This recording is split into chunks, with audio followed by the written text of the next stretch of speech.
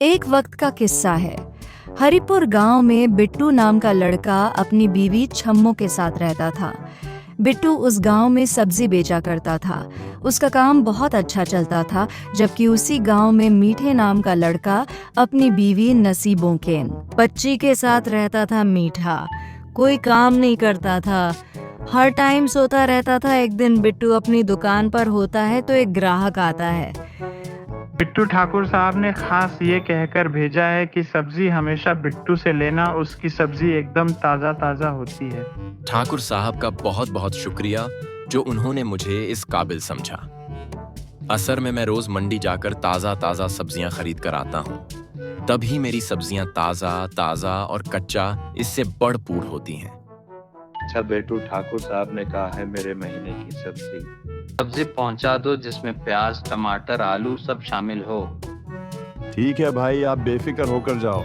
मैं शाम में ही ये सारी सब्जियां लेकर ठाकुर साहब की खिड़मट में हाजिर हो जाऊंगा।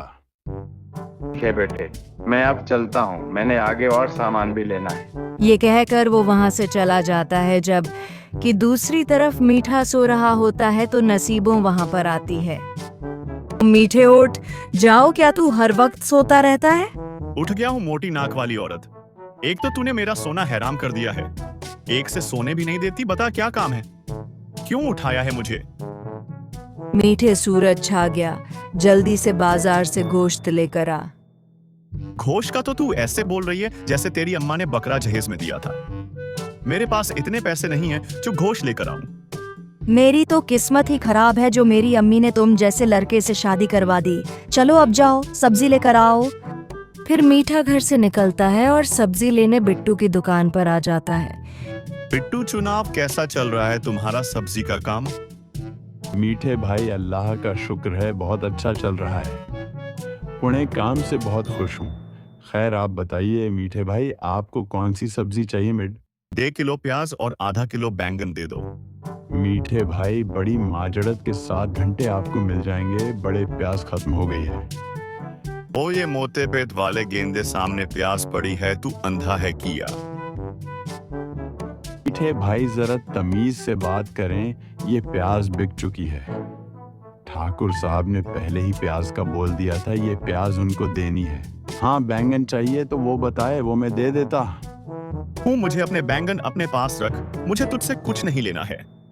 मीठा गुस्से में वहां से चला जाता है और घर आ जाता है। मीठे ये क्या दुखा लिया और सब्जी का पर है फिर?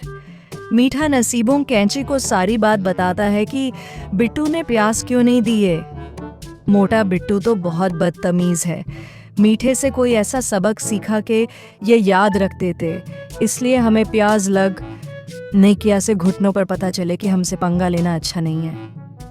बेगामी से कैसे सबक सिखाया जाए, मुझे तो कुछ समझ नहीं आ रही, तू ही मशवरा दे।